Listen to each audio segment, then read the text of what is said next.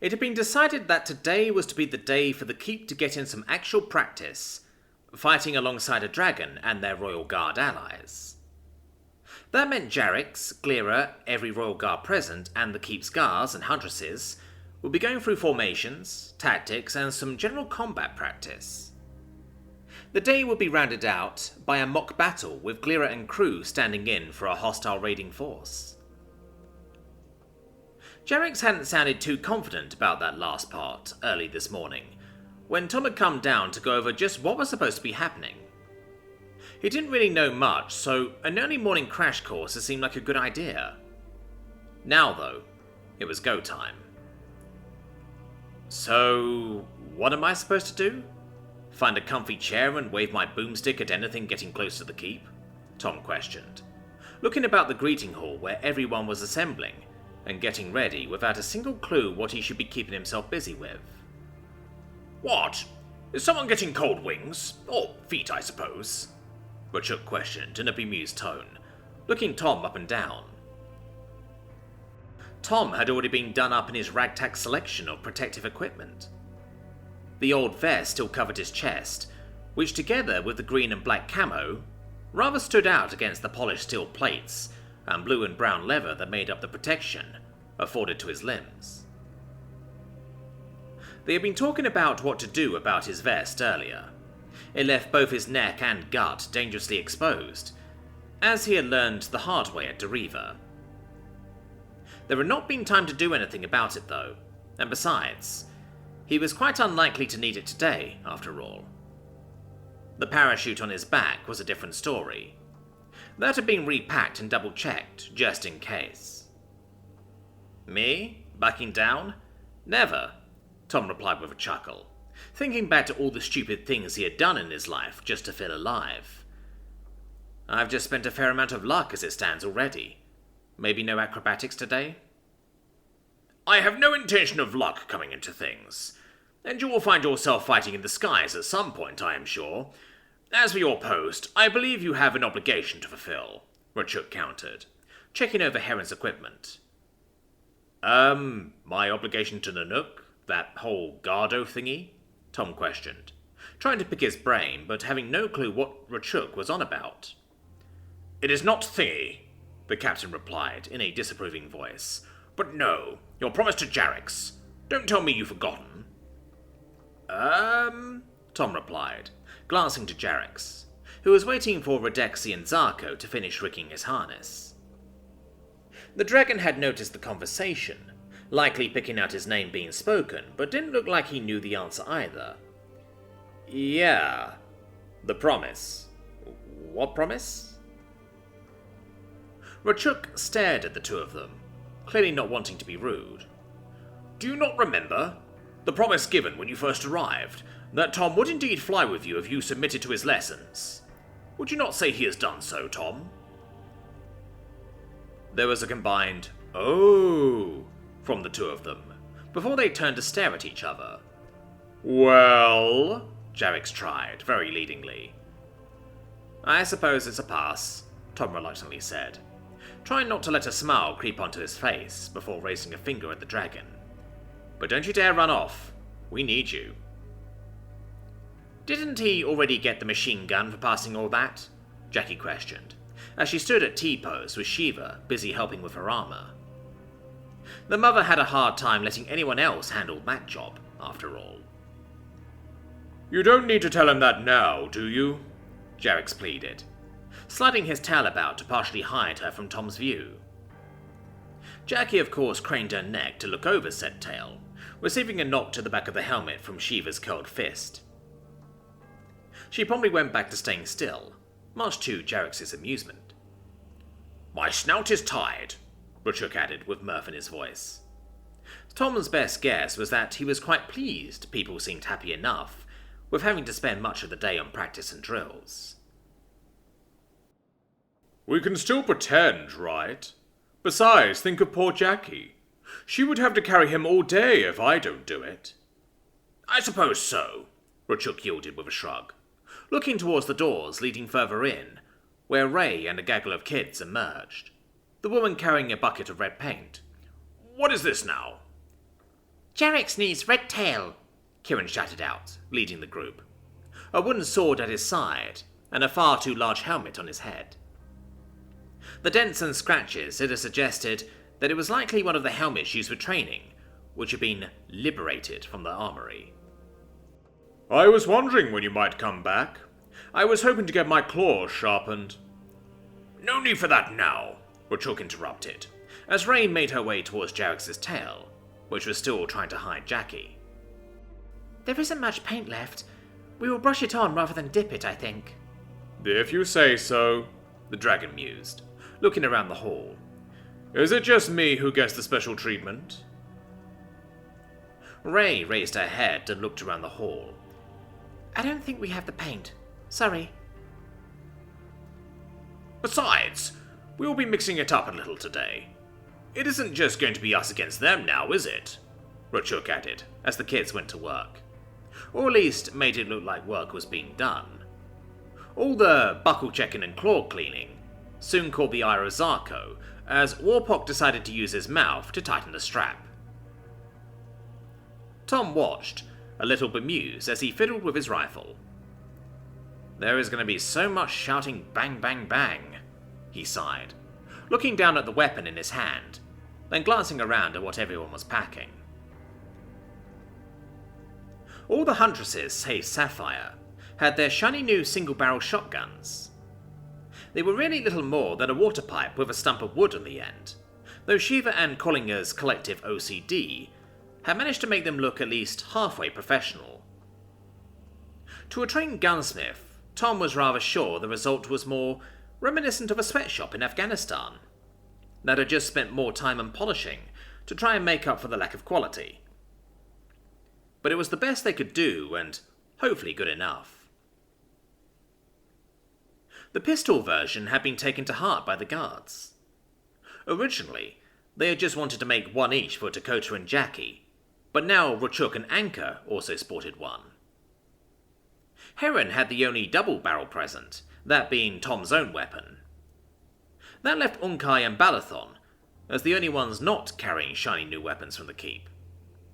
Instead, they had gotten out the old sword and shield combo, as well as a pair of lances, which were being secured to Jarrus's harness. More of the weapons had been brought up from the armory and handed to Glira's crew, apparently for when they were to pretend to be a formation of so-called lancers, set on bringing down Jarrix. They would do the same against Glira. On Jarrix's back was found only Redexi and Zarko, both busy going over the dragon's armor, harness, and the extra equipment had been brought on. The dragon had grumbled a little about being slowed down, but when asked if the big baby would rather Glira took it all, he had shut up promptly. His crew had also outfitted themselves with a pair of the shotguns for the day's training. If anyone could make good use of the weapons in a fight, it was likely them, after all, even if Redexi was supposed to be working the 50 most of the time. Tom's biggest concern for that was how they would decide if they had managed to shoot down an enemy or not. Shouting bang bang bang was probably not going to help much short of boarding action. No one was carrying a single round of ammunition just to be on the safe side, and all weapons were to be confirmed clear before they took off. When she had finished getting her armor checked over, Jackie had tried to sneak up behind him, probably for a surprise hug or something. The clack of claws and clatter of plates rather ensured failure from the start, Tom whipping around and going boo, just as she came up behind him. Her expression flashed gleeful anticipation to shock as she briefly recoiled. He tried his best to look scary, which had her doubled over in laughter about as quickly. What is that face? It's my war face, Tom replied, trying very hard and failing not to snicker. Oh yeah? Try this on for size, Jackie retorted, and promptly roared in his face, which resulted in a bit of spittle splashing all over his face. It actually even hurt his ear a little, and it certainly got the attention of everyone around, most likely wondering if they were about to be down one human. Tom just stuck his hand in her mouth, grabbing a canine and giving it a bit of a shake. Jackie just looked at him with the most confused expression. Utterly adorable in his eyes. Gotcha now. Come on, let go, Jackie mumbled, trying to close her mouth but not wanting to bite him, even if the braces should do their work. No. Gosh. No shouting then. Hi, she responded, rolling her eyes, and Tom let go. Immediately afterward, he found himself dragged into an armhold and receiving a noogie. Ow, stop that. Not my fault you sound like an assault chicken. You little... And the rubbing intensified to actually painful levels before he was finally let go, stumbling to his feet and rubbing the sore spot on the top of his head.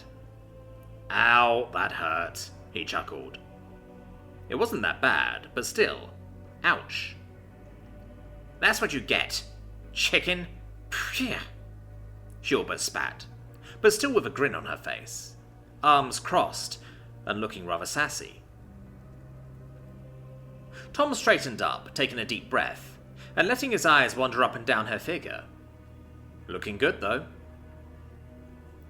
She looked fierce, to say the least. Aggressive sharp edges and visibly thick plates made up the heavy set of enchanted, mithril armor she was wearing. To the untrained eye, she looked nigh impervious to any assault, and he knew from his facing a dark knight in the past that even his rifle at point-blank range was by no means guaranteed to go through. Not bad, eh? Gonna be fun to try and use it in the air for once. Rachuk says I should take a crack at the lances too at some point. Been a while since I tried that. I think you proved last time that you don't need no lance, Tom countered, looking to Rachuk, who was still paying attention. The captain tilted his head side to side a little, likely seeing some truth in the statement. Well, if that red baby had a good crew, Jordan says they would have just shot me for trying that. But hey, they didn't, so here we are, she replied nonchalantly. Tom tried not to think too hard about that. Well, even if they did, I'm sure they should put a stop to it, he replied, giving a tap on her shoulder with the backside of his gauntlets. Hey, don't scratch it, Jackie protested with a chuckle. Mum will fucking kill you. I would be more worried about denting mine, Tom chuckled while checking for damage. So, Lancer then. Yep, beam forever. It's good fun though, as long as you don't have to do it for real. One of the first wise things you have said, Zarko called down from Jarex's neck, the woman currently securing the helmet in place. Hey, that wasn't called for, Jackie protested, though not seeming upset in the slightest. They are a crazy bunch though, the ones that do it for a living, Redexi joined in, the harness man busy clambering down to the ground again. That's like an actual job? Like they are just lancers? How does that even work? Tom questioned, trying to add it all up. It sounded a bit strange to him to have a soldier that was only supposed to fight what you, as far as he could tell, really didn't want to fight and really had to. Dragonette's tactics for dealing with a heavy flyer tended to just boil down to bring your own, after all. Well, only in the cities and such, maybe some of the larger forts, Redexi clarified, as he hopped the last few feet down to the ground. I suppose they could have another job too as well. I heard it pays pretty good though, so why bother? Aren't Maiko's parents lancers, actually? Jackie questioned, starting to look around, probably searching for the young man. He was not to be found, though. Where? Zarko corrected, as she carried on her work. It is hardly an enviable job, though, now, is it? Oh, I don't know about that. Not much chance you have to do anything. Then you just sit around all day. Sounds good to me, Jackie offered, sounding like she probably wouldn't mind a life like that. They are still royal guards, you know that, right? They fight just as well and just as much as anyone else. Only difference is they are expected to give their lives willingly and freely when the time comes. Ah, that is a bit of a bummer. Wait, what do you mean? Tom questioned, looking to the lieutenant. Do you think ramming someone like him with a pointy stick at full speed is something you fly away from? Zarko questioned, rather expectantly. Tom took a second to ponder, before glancing at the weapon strapped to the dragon's back. I suppose not, no. Yeah, better hurry up with that dragon-killing cannon you promised Mother way back. Remember that? You just wanted to make a tube and put powder and lead down the front of it, I think. Jackie chuckled, giving him a hard pat on the back. Iron, but yeah. It really wasn't a good idea, but what was I supposed to do? She was quite insistent. She gets like that at times, yeah. I can hear you two, Shiva spoke up, glaring at them from where she had been helping Unkai.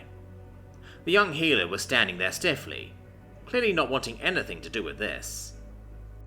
But hey, she sure loves you helping make this happen, Jackie carried on, with a slightly too wide smile, gesturing at the fancy armor and giving her helmet a few knocks with the armored gauntlet that he guessed would make for a mean boxing glove. Tom's gauntlets just covered the back of his hands, but Jackie's had tiny little individual links covering each finger. To Tom, it looked like it would be hell to make. Then the sounds around them slowly died down. The chatting and ordering about were replaced with quiet murmurs, as heads turned to the door leading to the grand hall, where Dakota now stood, wearing her mother's armor and sword. The older woman looked really rather uncomfortable in her position, soon enough having to bear the stares of everyone present. Slowly, a proper silence descended as the Nook herself came walking out from behind her daughter, walking to her side, her gaze sweeping around the room and trying to meet every stare directed at her daughter. Now, don't go getting any ideas. I'm not giving in just yet. But flying is not easy without wings. Just go ask Tom. And what are traditions but bumpy air to get in the way? Dakota will lead you all today. And she will do so in the future, too. My days of fighting appear to be behind me. Be kind to her, and I am sure she will do you all proud. Now get your behinds moving, unless you want the likes of Glira to think you all tardy. Go on! Move it, people! The old lady ordered, with the same air of authority Tom had remembered so well. Those were some mighty big shoes for Dakota to fill. He cast his mind back to the flight back from the lake, months ago now. The woman had been scared he was stealing away the respect she needed to do her job, and he watched her waver under the responsibility placed upon her. He guessed she had likely not even been warned of it, yet here she was. But everyone sprang to obey Nunuk. The pace of preparations redoubled. Jarek's rising to his feet and turning to face the door, we started to crank open, revealing a grey drizzle outside. First time in charge and it's raining. Go figure, Jackie muttered from next to him, as he kept an eye on Dakota. She was walking to the front in that brilliant-looking set of plate armor, polished to perfection. Lighter, lither, and much more elegant than what Jackie was wearing. Less protection, but also less hindrance. On her hip hung the talon blade that normally heralded the Lady of Bismarti Keep. On her thigh was a fine-looking leather holster with her short-barreled pistol-style shotgun and 6 spare shells sitting on display. It seemed so out of place, yet still beautifully made, and luckily it concealed the rather crude weapon beneath. At least the wood was finely sanded and freshly oiled. You heard my mother. Let us put on a good showing. I would rather not be ridiculed at dinner, Dakota called out in a forced voice, the air of authority seeming thin and fake. She's scared, Tom thought to himself, not sure if there was anything to do about it. As she walked out into the drizzle, the gilded Huntress glanced back at them and gestured for them to follow. Come on then, and for the love of the gods, try not to hit anyone. Much as Saf had feared, this has ended up being a long, grueling, boring day. Flying maneuvers more or less just boiled down to hard flying for hours on end. Steep climbs, hard turns, and crash dives. Whenever anyone ended up out of position, they had to dash back to their spot, which quickly wore on all of them. They had been split into 3 separate formations. The Keep's Guard led by Rachuk, Jarek's flying alone, and the Huntresses led by Esmeralda. Dakota had decided Jarek's would make for a fine place to give orders from, since he was most likely to maintain some semblance of battle awareness, and crucially was fast enough to reach any troublesome position. There had been some debate on where Jackie should go. Tom was on Jarek's back, and the dragon didn't need further protection for close quarters. It was far more important for Jarek's to maintain what speed advantage he could. He was already carrying a lot more compared to his original training, as it was. The dragon was only supposed to carry Zarko into battle, along with his minimal armor rig, after all. As such, Jackie had been placed with the Keep's Guards. They were the only formation who would be looking to get in close. That just left Esmeralda, Sapphire, Fengi, Belinda, and Phosphano in the Huntress formation.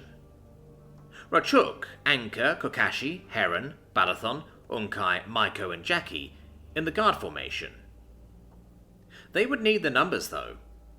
In a melee, numbers meant victory with far more certainty than in a ranged engagement.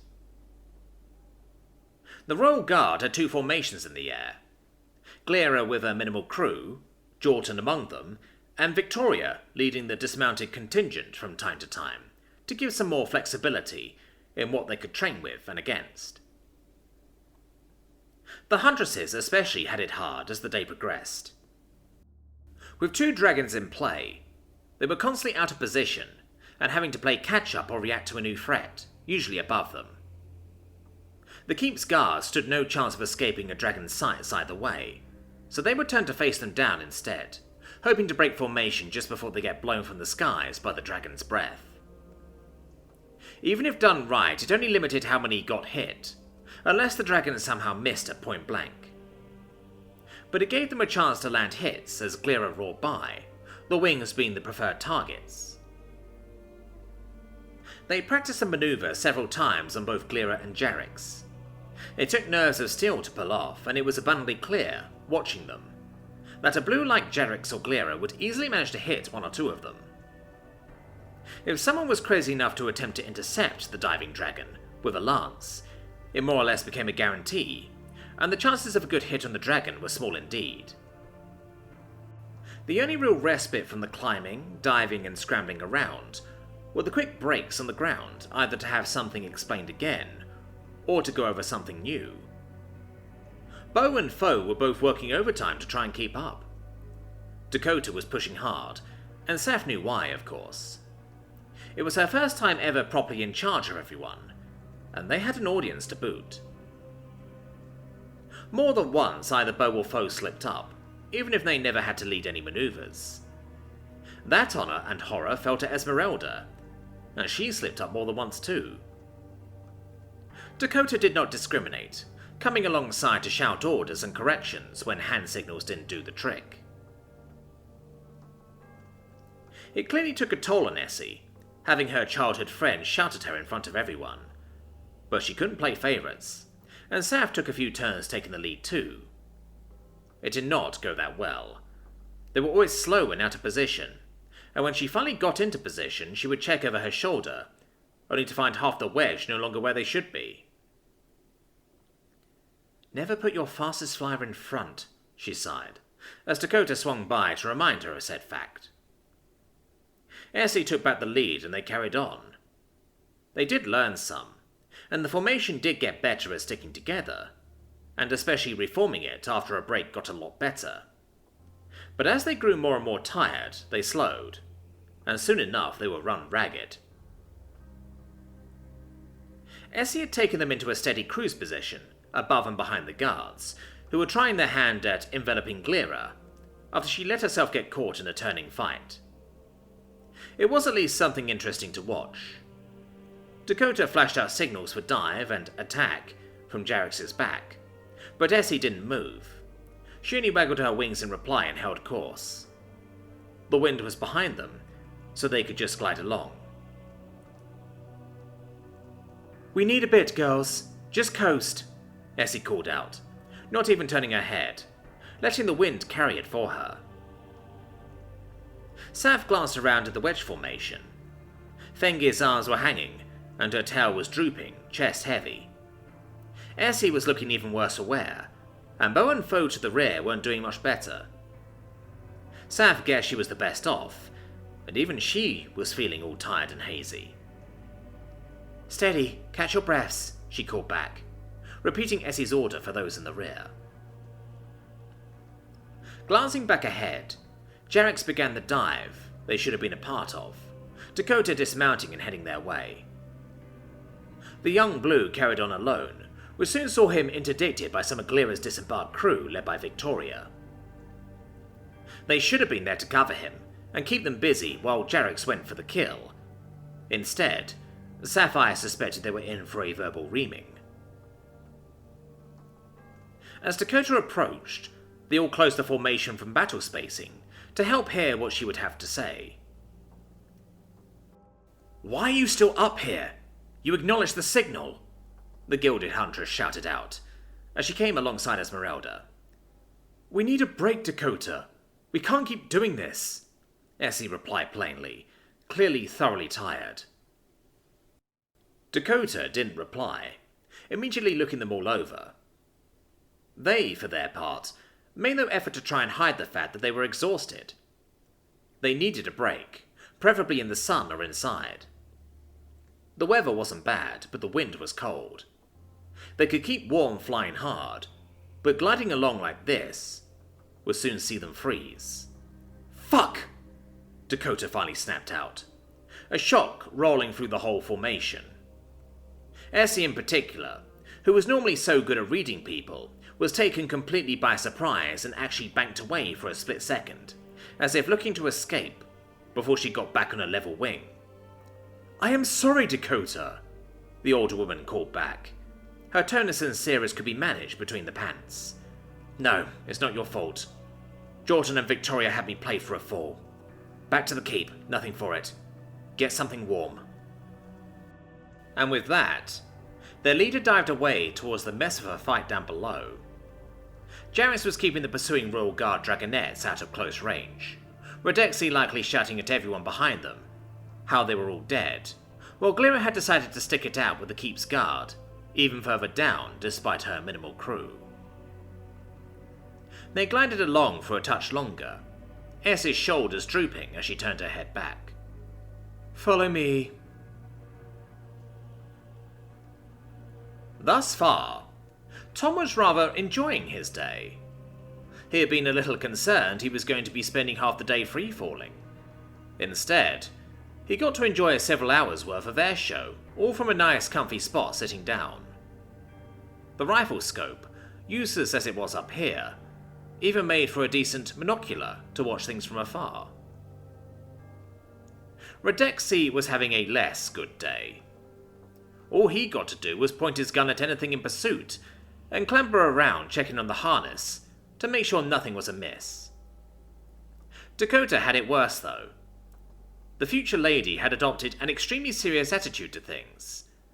When combined with Zarko's usual temperament, which was often described as militaristic, the mood aboard had ended up feeling quite dour indeed.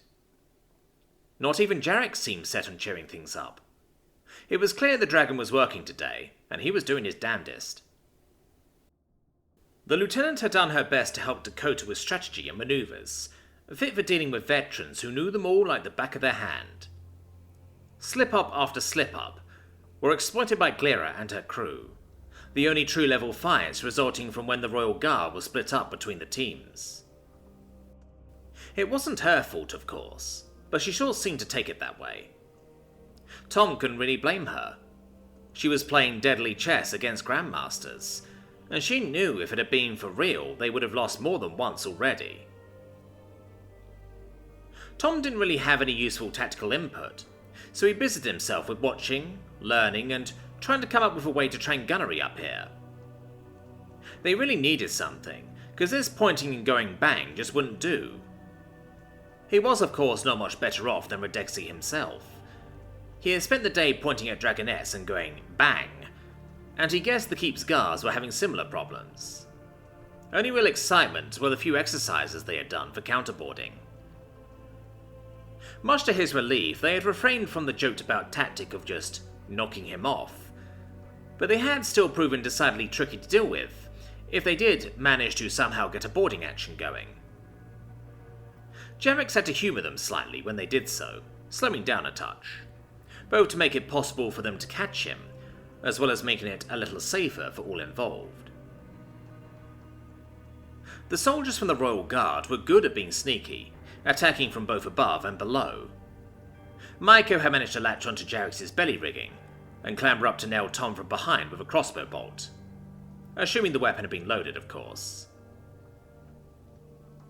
The Keep's guards had the numbers to simply overwhelm them, before Tom and Redexi could reasonably take enough of them down.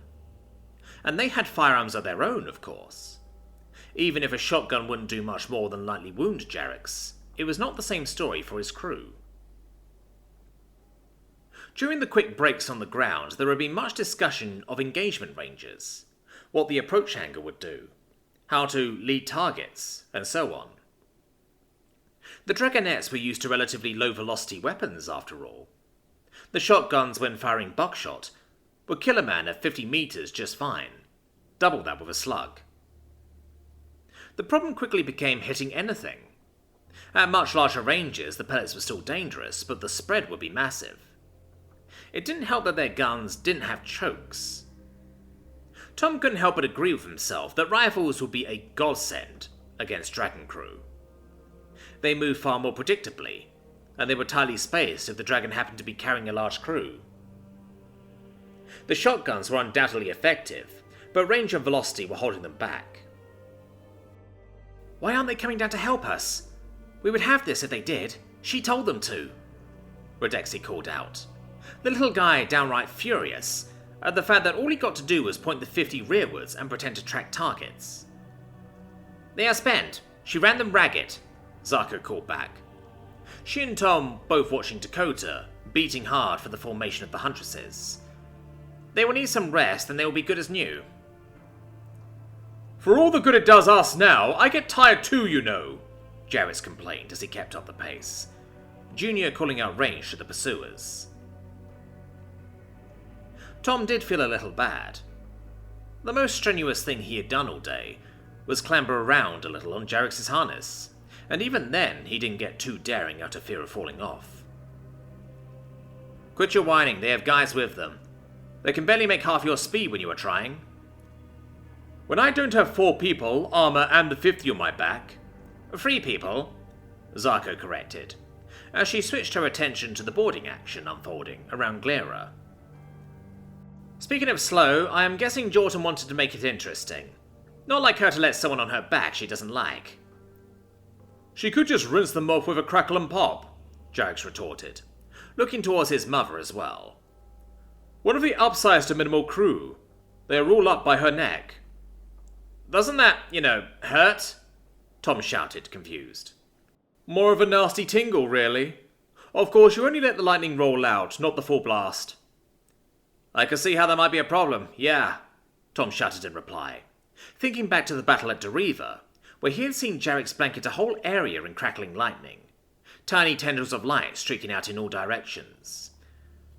"And there it is. Well, they're all dead." "Only most of them. Those up by the front would have escaped. And the coward at the back probably got away too," Zako commented, as Tom brought out the rifle scope, looking towards Glera's tail where, sure enough, Unkai was attempting to hide behind the dragon's own arse. Classy move, bro.